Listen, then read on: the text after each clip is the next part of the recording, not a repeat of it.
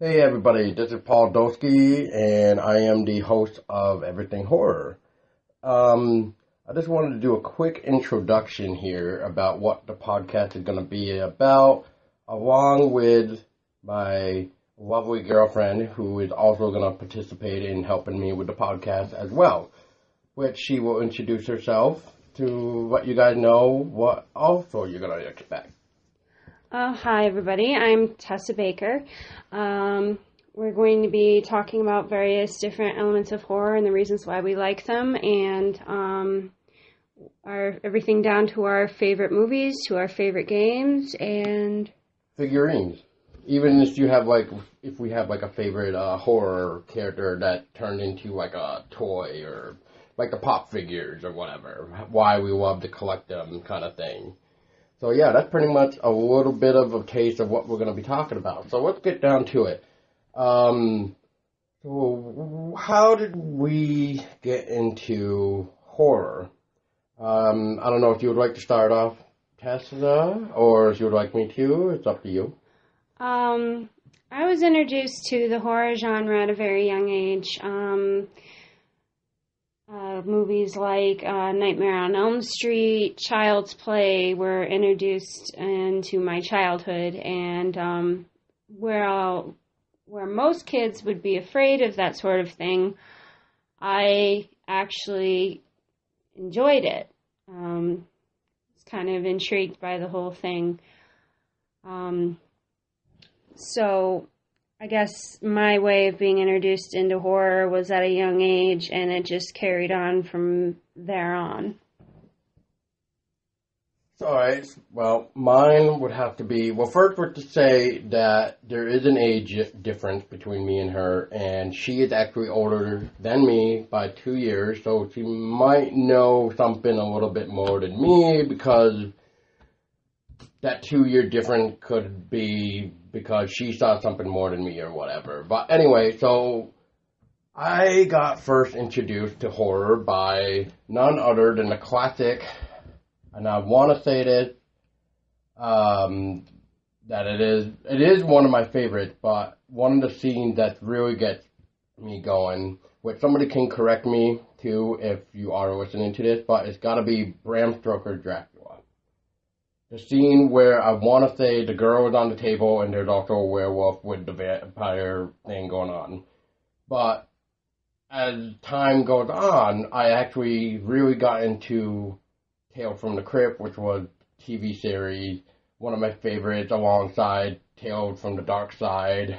Oh, also favorites of mine. They're both really good series. Yeah, I mean, it was different kind of thing. Like, we didn't really see that type of stuff on TV besides just like what they could do and what they can't do because it is television. Mm-hmm. But yeah, as time went on, I got into pretty much like what Tessa was saying, but Nightmare, Jason, Child Play, Halloween, John Carpenter's Halloween, which I know one of these times we'll just do an episode based off of our favorite shows or movies. And, yeah, we'll go from there. Yeah, and Stephen King's films are really good, too, like It and Pet Sematary 1 and 2. Those weren't bad. Those are good classic ones, and we can't forget The Shining. Rose Red and The Shining. Rose Red and The Shining, yeah, they're really good ones. I know Shining isn't Stephen King, but you get the point of what we're trying to say, I hope. Let's see. What are some of our favorite films, I guess, or... Well, before we go into the favorites, I guess, let's talk about games. I honestly don't even remember my first horror game, to be honest.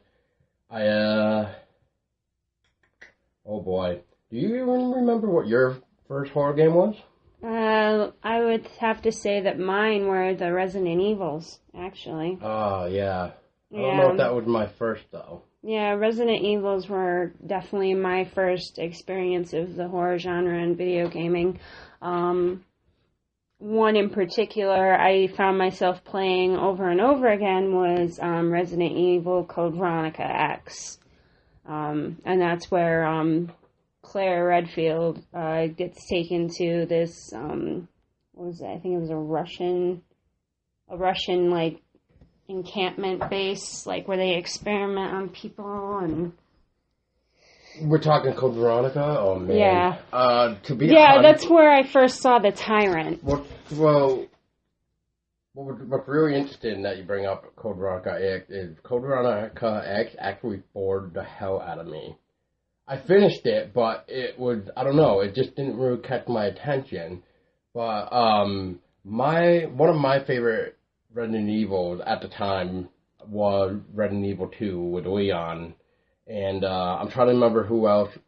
I remember it was a 2-disc game, because one was Leon and one was, I want to say Jill. Yeah, I believe it was Jill. I believe it was Jill. So it was actually really cool that you could choose between Leon or Jill. But I always went with Leon because to me, Leon was the smart-ass guy who just pretty much just had an answer and a really pissed-off comeback for something. He pretty much went by his own rules, really. He went by his own rules, but he also just had that, like, snarky attitude, like... He was cocky. With Chris. Yeah, he was cocky. He was the cocky guy. And that's what I liked about him. He's been one of my favorite Resident Evil. Silent Hill was also another one that I really enjoyed. I haven't gotten a chance to play through all of them, but I do remember that Silent Hill was definitely on my list of horror video games that I did experience. I actually remember when I first got introduced to Silent Hill. It was actually Silent Hill 2, and it was GameStop, back when you used to be able to play the games before you bought them. And I remember playing like a good hour on Silent Hill 2 before I said, yeah, I'm going to purchase this. But, sorry about that. That was my phone. Anyway, I never actually got to play the original one until PS3. Right when PlayStation decided that they were going to bring it as a PlayStation 1 Classic onto the PSN store. From there, I know I'm going to probably get like harshed on this one, but I actually never played Silent Hill 3 until the remastered edition for PS3. So why would you get harshed on? I haven't even played through all of them. Well, because look how long Silent Hill 3 been, and Silent Hill 3, in my opinion, is so fucked up. Like, it is so disturbing, especially when you're in the hospital, and then out of nowhere, you just hear this phone ring, and the phone is inside the locker, and you get this creepy person on the other line saying, "Happy birthday to you." Because that's not creepy or anything. That's not... Well, here's the creepy thing. Why is there a phone working in a locker, and yet, like, after the sequence, I don't even think the phone's in the locker anymore. It's just like, okay, like, what the fuck just happened? I did play a little bit. I never actually beat it, but I did play Silent Hill, The Room. And,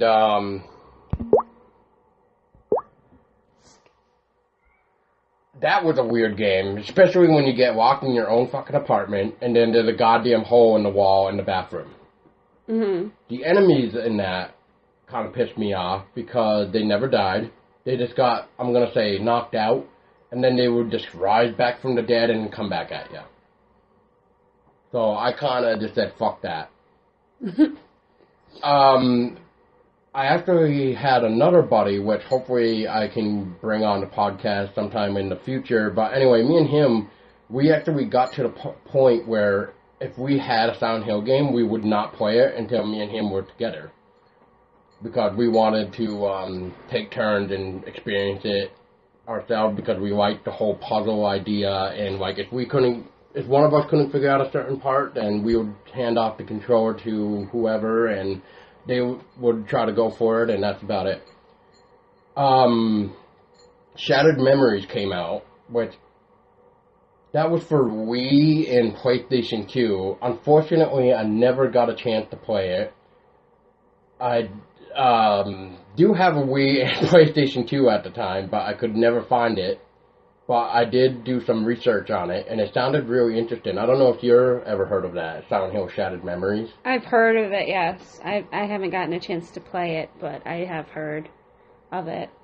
And I saw the cover artwork for it.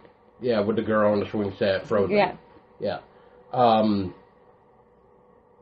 about you, though? Like, what type of Silent Hill games did you play? I maybe got to play the first two, and then after that, I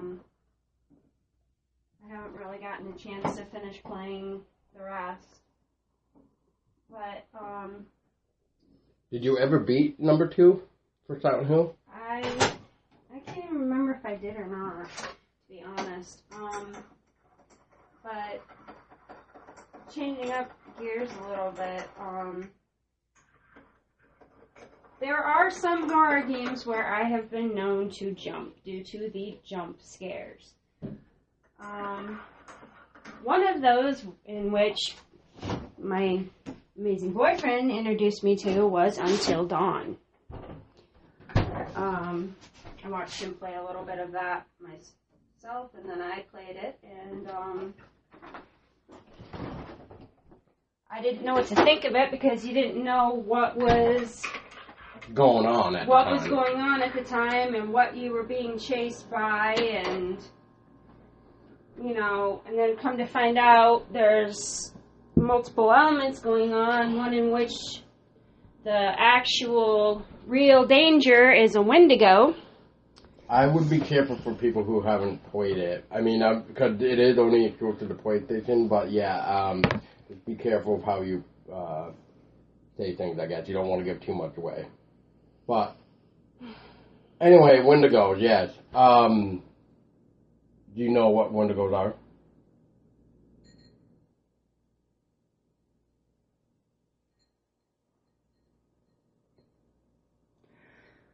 From what the game had portrayed them as, it were people that were once human, that ingested human flesh and became these monsters by, like, some sort of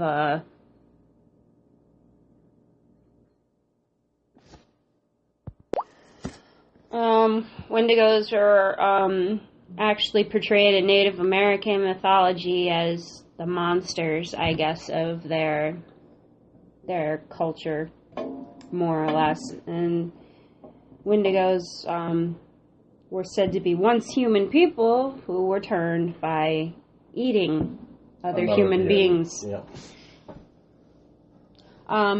But on another note, I really haven't gotten into horror games as much as I'm into horror films. I'm actually starting to get more into horror genre video games. I actually find that I actually like playing them, but most of my experience comes from watching horror films. And like Paul said, Bram Stoker's Dracula was a really good one. He had talked about the part where Dracula subdued Lucy and lured her into the garden and was, feeding on her while he had her stretched out on a stone bench. And Mina discovered them. And one of the things that stuck out in my mind about that part was when Dracula saw that Mina had seen what was going on, he goes, "No, you do not see me." Bram Stoker's Dracula has always been a top favorite film of mine. I absolutely love it for various different elements.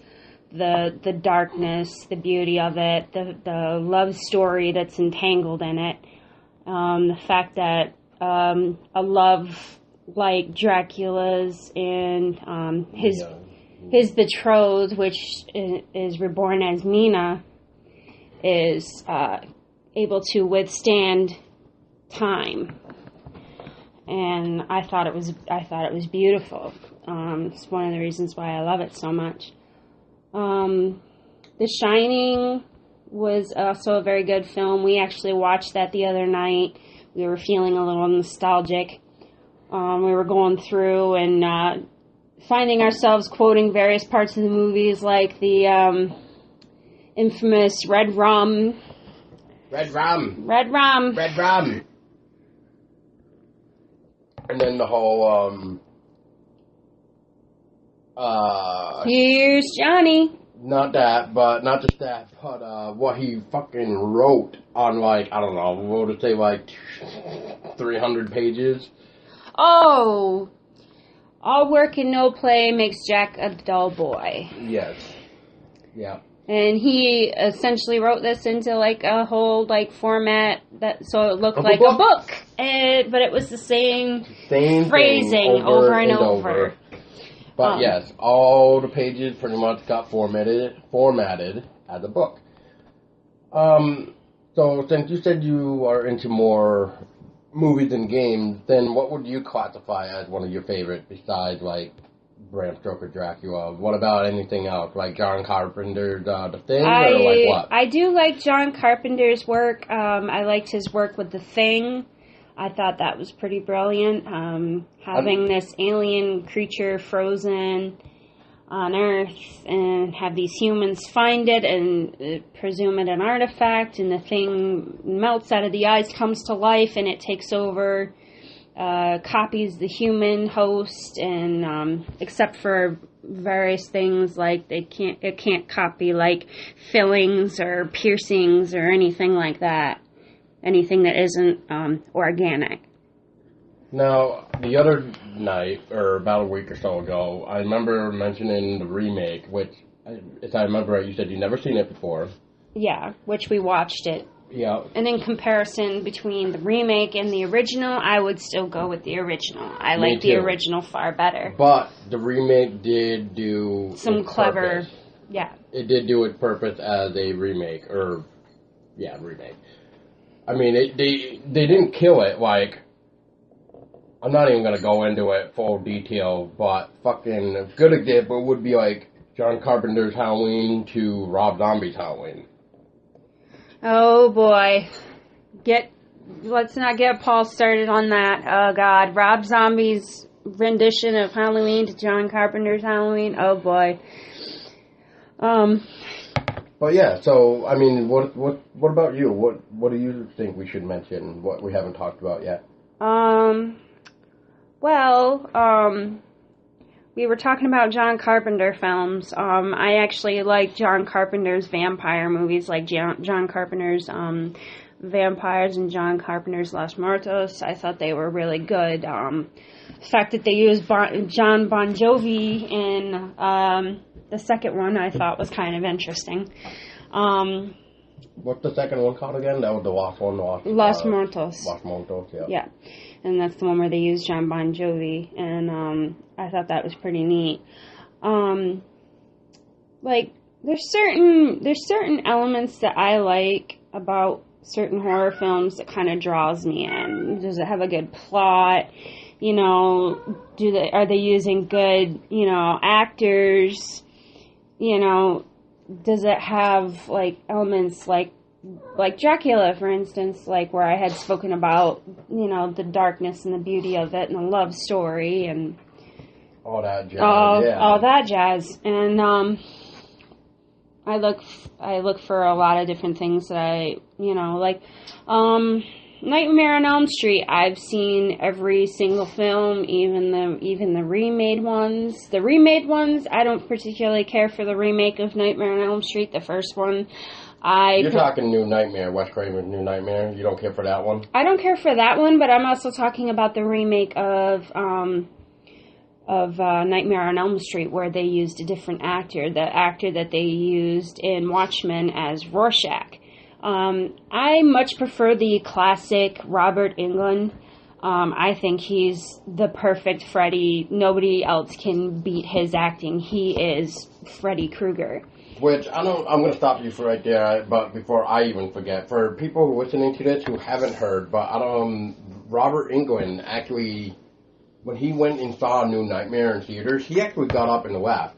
But now that it's 2017, one thing I just want to say before you can continue on is Robert Englund is actually coming back for one more film being as Freddy Krueger. I don't know if you guys heard about that or not, but yeah, I just thought I'd throw it out there that Robert Englund is coming back for one more film as Freddy Krueger. But you can go on now. And then some other favorites of mine besides Nightmare on Elm Street and the Child's Play ones. I did like the Halloween ones. I didn't particularly care about the Rob Zombie versions that he did, but I've seen a lot of Rob Zombie films too. I've seen House of a Thousand Corpses. I thought that was pretty interesting with the whole Dr. Satan thing. And I still have yet to watch Lords of Salem. I'm willing to give it a go, despite what has happened to Halloween. Some people may disagree with us on this, but I prefer the John Carpenter versions of Halloween. I would choose that over Rob Zombie because, to me, you do not want to understand Michael Myers and don't know what's inside his head, and that's what makes it scary, because it's just like, you don't know anything about this guy, and he's like that big-ass motherfucker that goes around and with a knife and just stabs you. And you just pretty much want to, look at Michael Myers and wonder what he's thinking about. You don't want to actually know what's going on inside a killer's head. No. That takes away, the element of surprise, in my opinion. Yes. I'm trying to think. So you mentioned Child Play. Have you seen all the Chuckies? And which one, I guess, would you say is your favorite? Yes, I've seen them all. I did hear about the fact that there's going to be another one, the Cult of Chucky, which I'm super excited about. Which is actually being filmed right now as we speak. And the lovely Miss Jennifer Tilly is involved in this one as well. Yep, and we do have a title for the new one, and it's called Cult of Chucky. I believe they said they wanted to shoot for a fall release of this year, I think it was saying. I think that's what it was saying. I think that was their... Speaking of fall releases, okay, so, get ready. Friday the 13th. Alright, so last movie of Friday the 13th we got was 2009 with the remake, which I thought was amazeballs. Yes, I just said that, amazeballs. I just like the atmosphere of it. The one thing that I even noticed is that they made Jason a little bit faster, which didn't really kill it, but it was just like, holy crap, he's moving faster now. But anyway, to get to what I was saying, why I mentioned Friday the 13th is, for those of you that wondered and possibly already heard, which is a huge, huge letdown, is they finally were going to film a new Friday the 13th, which was Friday the 13th Origin, which you actually were going to see the Jason's parents, of how it all started. What was really interesting is one day they said they were going to start casting Jason's father, and then within 24 hours, they canned it. Paramount canned it. The reason is, which I think I told you the reason why they canned it. I believe you told me why. I think it had to do with certain other films, I think. It was because of the opening weekend of Rings.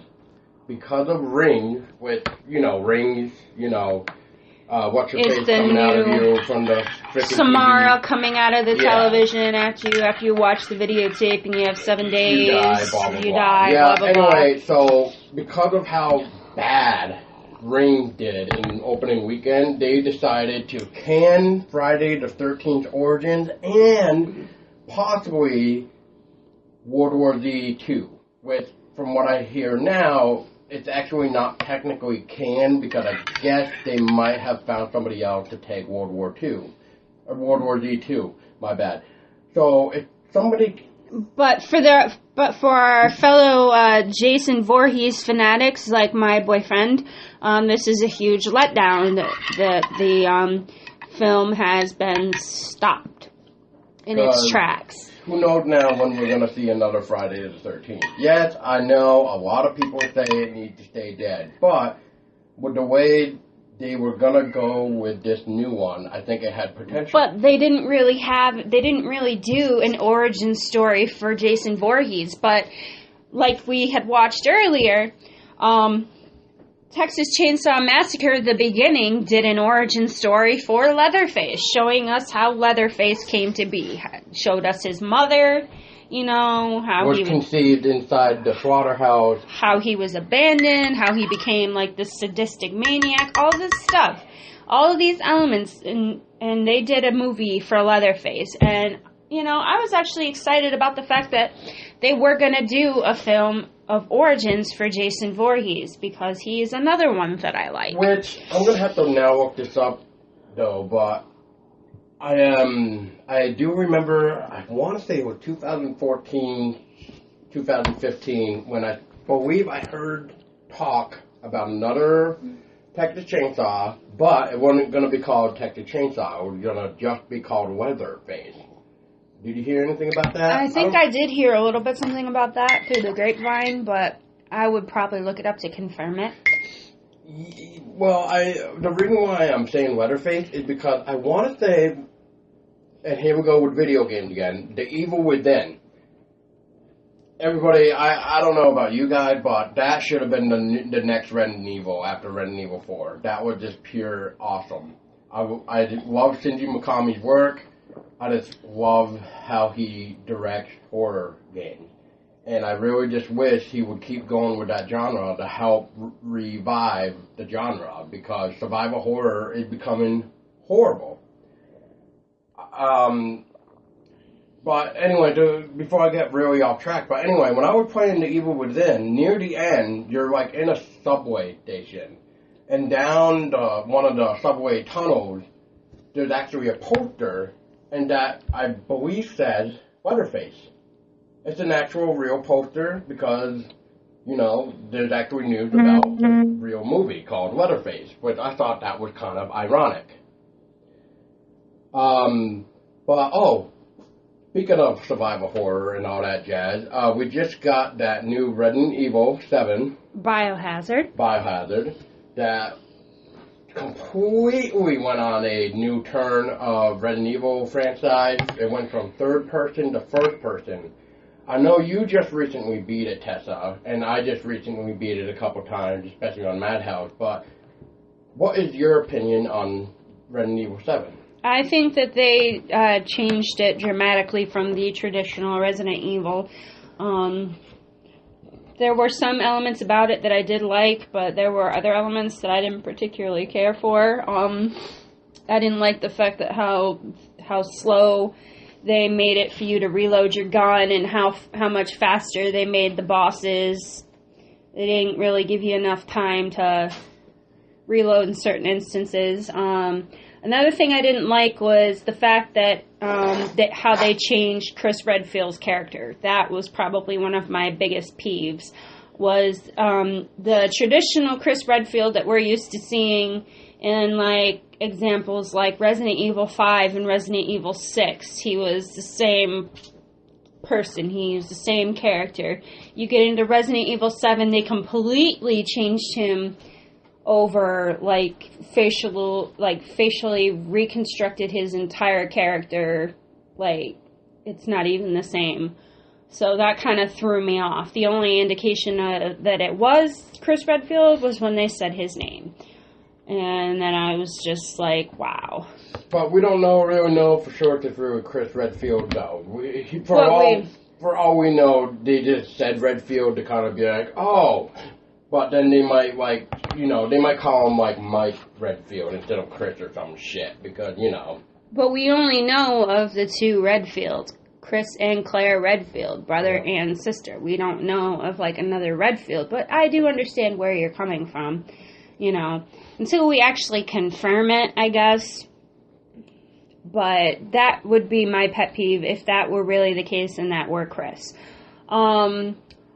Now, without spoiling the ending, how did you think of the way they they I think it was kind of clever how they did the bosses. Like, how they showed how they were infected and what it did to them, and, like, how each boss was different. Like, how they were, I guess, morphed. And, you know, each had their own weakness. Now, I know, sorry if you were going to say something else, but I just wanted to point this out, because you, me, and another friend of ours even said this one line, and I quote, "Are we playing Fear?" Yeah, I did kind of get that feel from it when we were playing the games individually, like where you would sit and play and I would watch, or one of our buddies, we would do like a share play experience and we would watch our buddy play. But you did kind of get this, like, you know, Fear vibe, like with another great game until Fear 3 came out. Yeah, it was a great game. But, you know, the little girl in Resident Evil 7 Biohazard, she gives off this Fear, Alma vibe from Fear, like, big time. How she does her, you know, her manifestations. Yeah, her manifestations of how she shows up and how she disappears and fades in and fades out. It definitely gives off a Fear vibe. Okay, so another game that I want to mention too, which I find to be another classic, is the very first Dead Space. I loved that game. That was really nerve-wracking, in my opinion, just because of the way they did it, especially on hard, because I played it first on hard, and holy crap. That plasma cutter helped me a lot. I loved it. Plasma cutter was a very handy tool. And Isaac was a tough individual to... Very resilient. To go through all that crap that he did. Dead Space 3, however, I personally enjoyed the fact that it was co-op, because not only was it co-op, but... Which you and I still need to play together, because I have yet to play Dead Space 3. Yes, but and you're going to understand why what I'm about to say, you're going to be like, oh!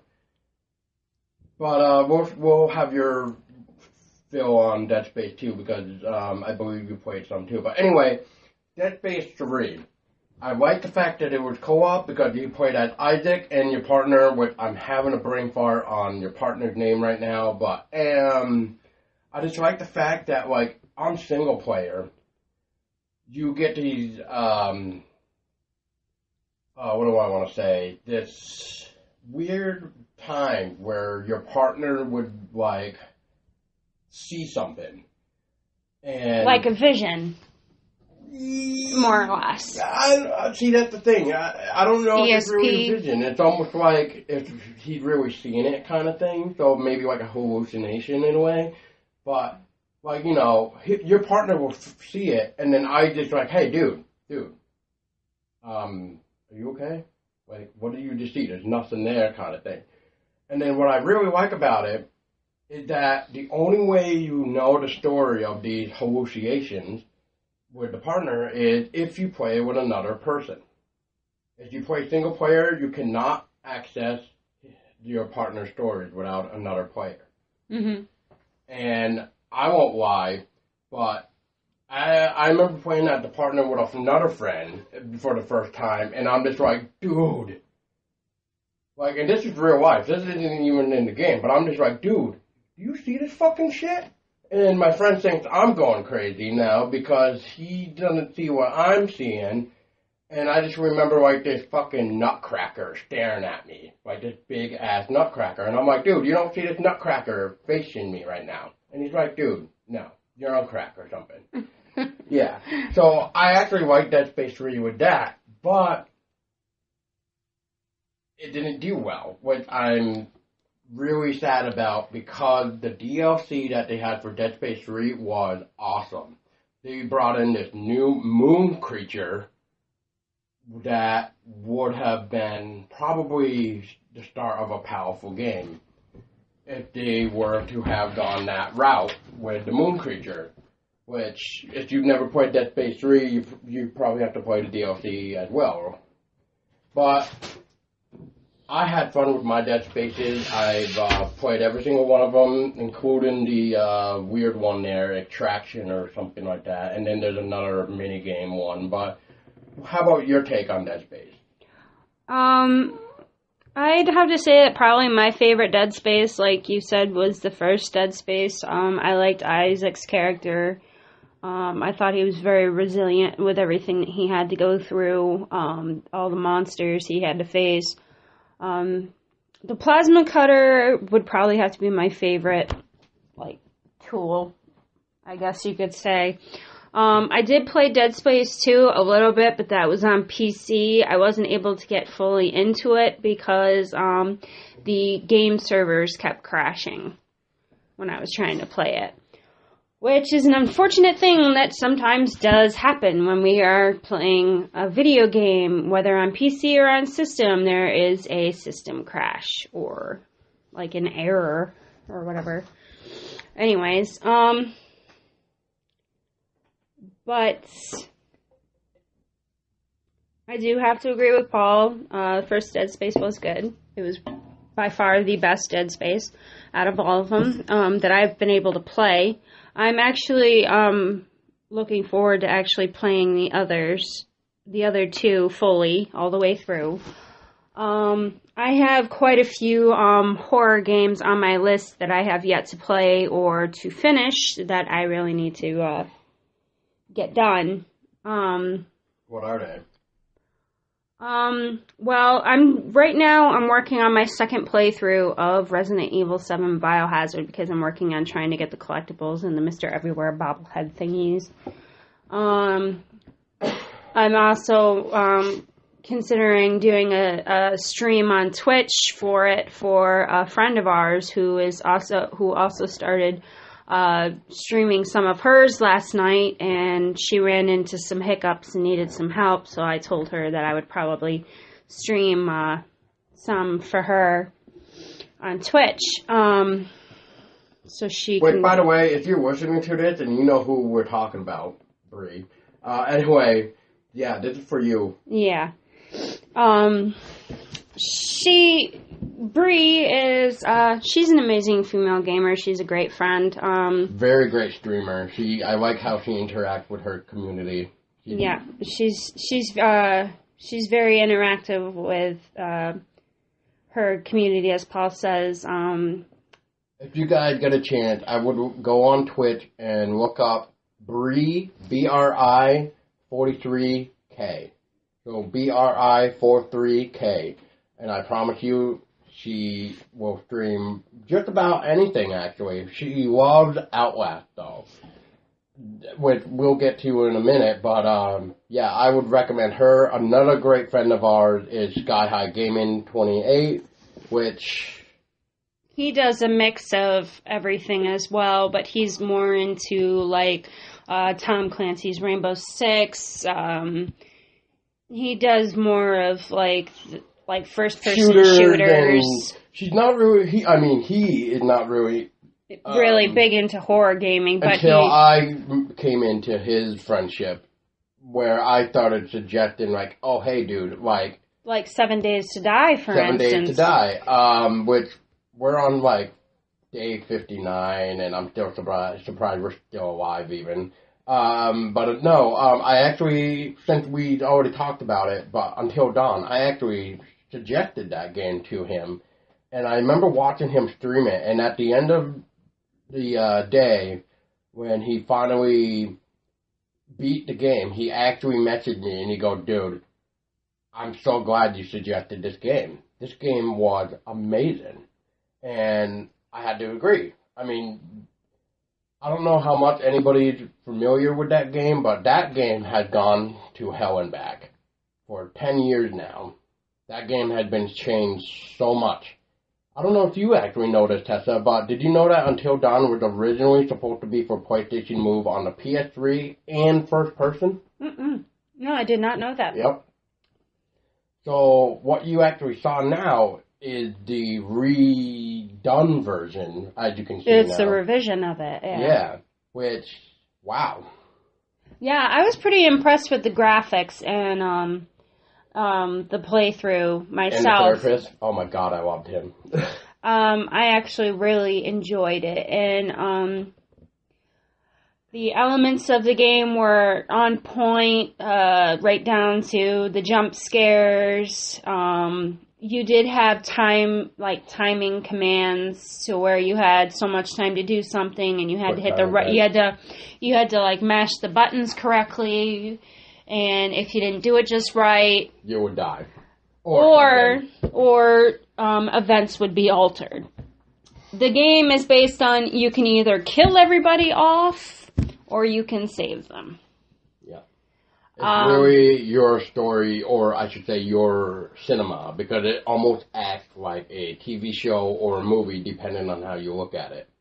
I think when I did my playthrough, I think that I saved everybody but 2 people, I believe. Do you remember who you did not save? I believe I didn't save,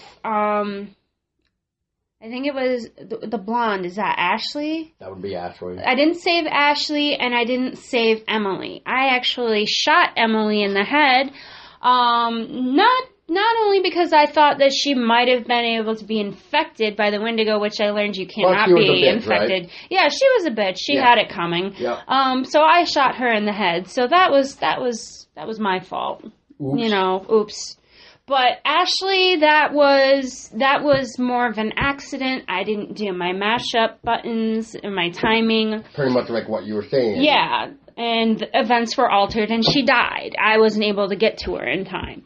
So you're thinking if you actually mashed all the buttons correctly, you think you would have gotten there in time? I think there probably would have been like a 50-50 chance I could have saved her. Now, when you were going for Ashley, did you do the shortcuts or the long way? What were you doing? What was your, like...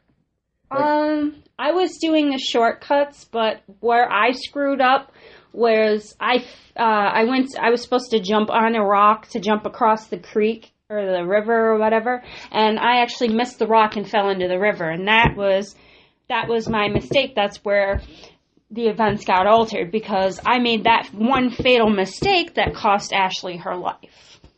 Which happens in a video game. I do remember, I believe I actually saved Ashley, like, almost by a hair, though, because I think I, like, screwed up, like, at one little part. Kind of like, I think when I was watching you screwed up because you fell into the water when you were doing the shortcut. Mm-hmm. I had something similar, but it was later on. It was like a jump or something, but I somehow still managed to save her in time. I honestly don't even remember who the hell got killed when I first played anymore, because I played that game so much. I love that game. Yeah, but Emily... I killed her when I could. Yeah, she was a bitch. I was just waiting for her to either be killed off or to kill her myself. I was waiting for it. When I went to go for my 100%, I actually hated the fact I had to keep her alive. I actually hated it. Well, I haven't gotten that far yet. I'm probably going to pick up Until Dawn and do another playthrough pretty soon, see if I can save everybody. But Emily was one of those characters in Until Dawn that you love to hate her. Like, she was... Yeah, it was definitely a love-hate relationship with her, but she had it coming, especially because of the shit Emily and Mike were even talking about to, what was his name? Josh, I think? Who was dating Emily at the time? Kind of like the part where Ashley was looking through the telescope, we're just going to say, because I can't think of the... They're like the little, like, binocular things. Yeah, we'll just say binoculars. And, Ashley stumbles upon Emily and Mike talking about their old relationship, blah, blah, blah, and then Josh comes in, scared Ashley, and then you have the choice to either tell Josh or have him look or something like that. I forget. But yeah, he gets pissed off when you have Josh take a look at the binoculars, and he sees Emily talking to Mike, or actually kissed Mike, for all that matters. Was it Josh or was it Mark? I forget the names, but anyways, yeah, you get the idea. But so who do you feel bad for, I guess? Since we're talking about Until Dawn, let's go into that a little bit. So who did you actually feel bad for? I actually felt bad that I didn't save Ashley. That was like my big thing, was because, you know, yeah, she was a little annoying and stuff, and, you know, she acted like a horny little schoolgirl or whatever, you know, but I genuinely felt bad when, you know, she died. But another one that I liked, what about Chris? I actually, my favorite character of Until Dawn,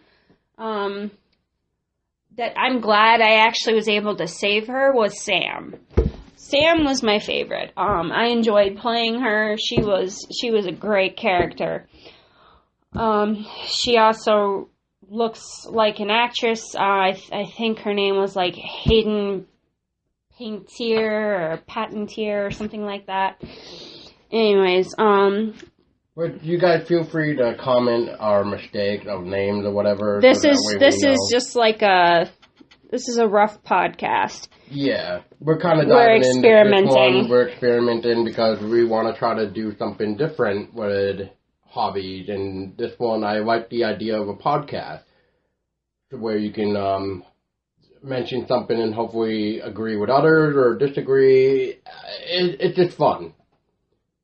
But is there anything else that really sparked an interest in the horror genre, whether it be video games, movies? Oh God, I could go on and on and on about horror genre movies. I could go on for hours about that. But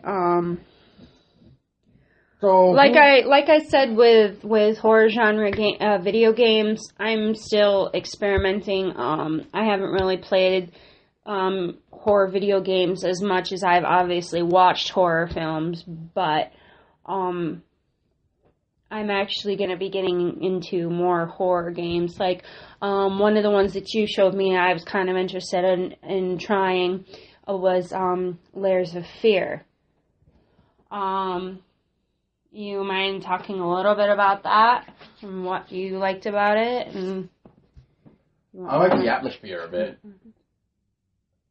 I like the atmosphere of it. The story was interesting, too, because I haven't played it in a while, so I can't really remember everything, but I want to say you're playing as the daughter, if I remember correctly, because the DLC, I think, portrayed as the son, I want to say. Portrays, yeah. You portrayed as the son, yes. But anyway, no, I just like the weirdness of it, like it was like eerie and ominous. It was a very ominous game.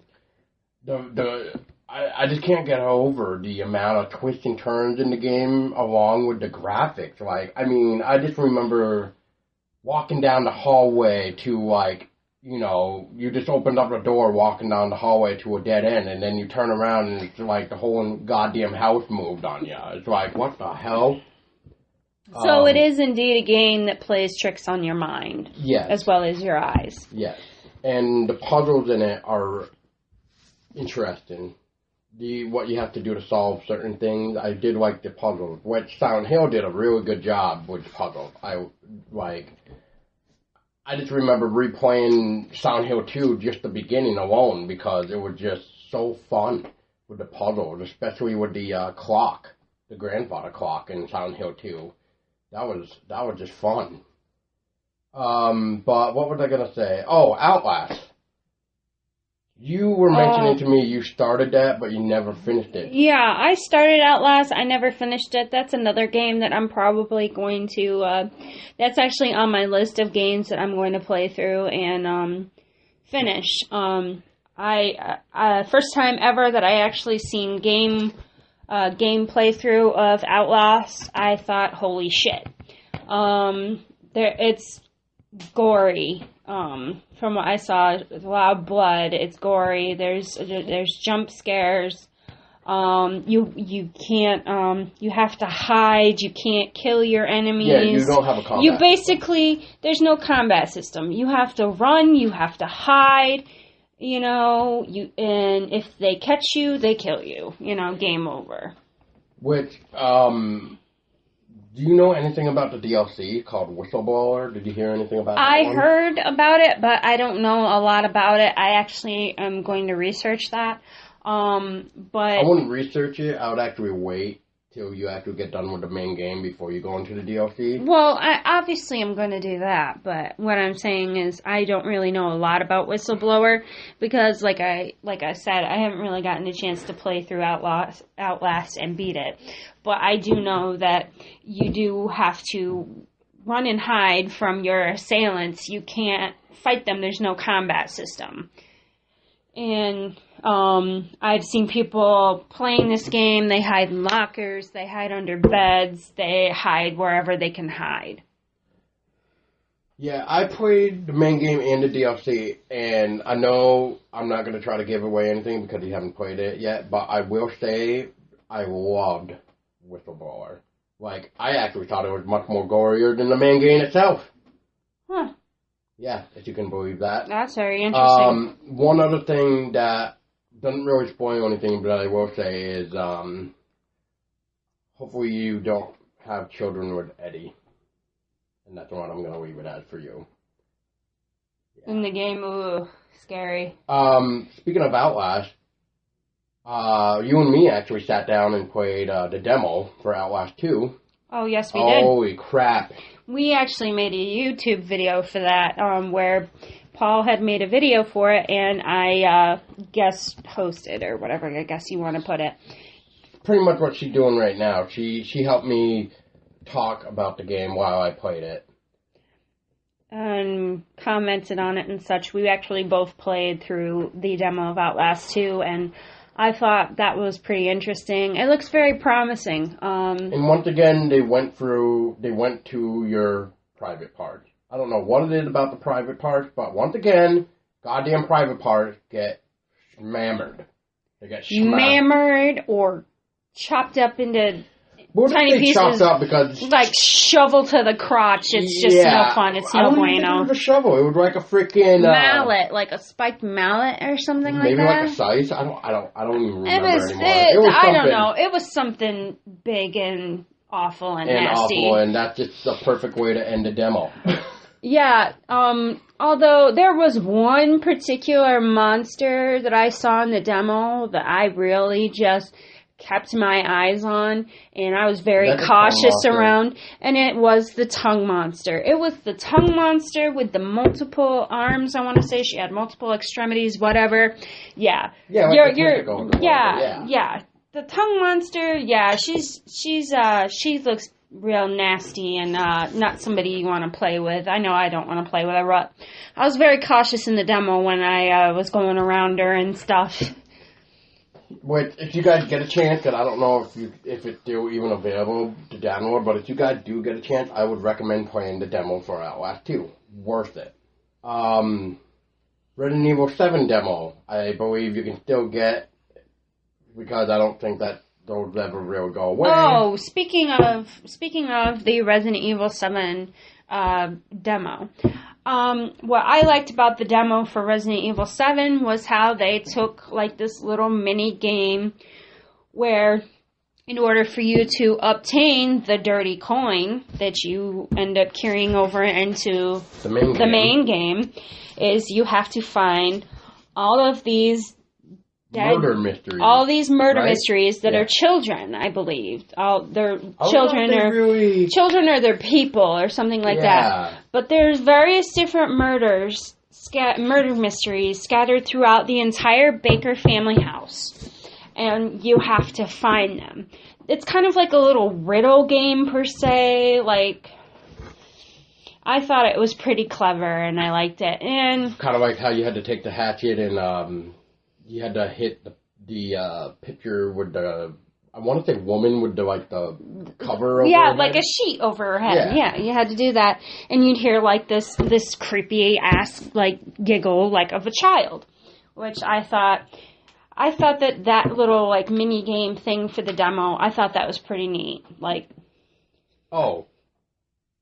Speaking of the demo, too, but I know when you played the demo, too, and the game, the fucking ghost in the first video. Oh, yes, the ghost girl that you would see on the 10 different areas. 10 different areas on the videotape where you could see this ghost girl.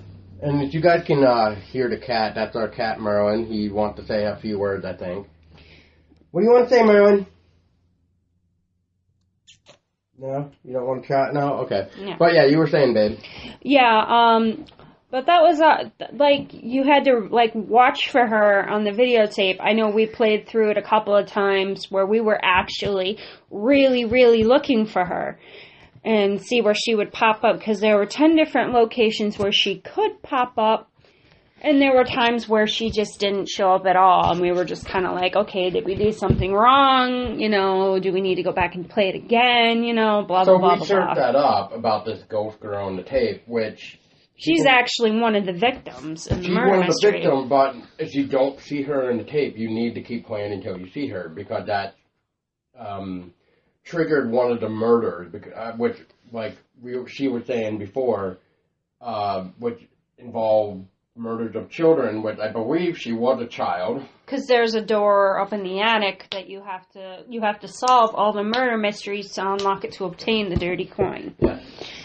But since we're getting on almost time to end the podcast here on our hour podcast, is there anything else we should really go dive into real quick? Oh, I don't know why I haven't mentioned it yet, but Aliens. That's right. I freaking love the Alien series. 1979 and Aliens are probably... well, just go with this. 1979 Alien is a goddamn masterpiece. The lighting, the way Ridley Scott did the atmosphere, the visions, and everything is just freaking amazing. And then not only that, but you got the practical effect of a guy actually wearing an alien suit going around chomping on people's faces.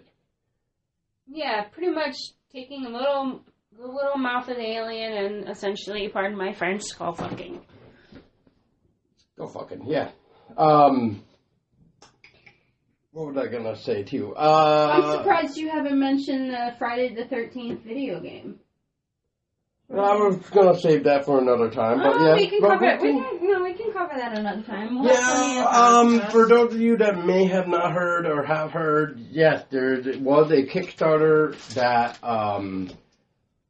asked for $700,000 to make a video game of Friday the 13th, which I will get to another time because that almost falls through with the whole Friday the 13th origin movie that we talked about earlier being canned. So, but like I said, this is our first podcast. We just wanted to... experiment and get a feel for it. And pretty much do a quick introduction. We just hope we can do more in the other episode. But till then, I'm Paul. And I'm Tessa. And this is Everything Horror.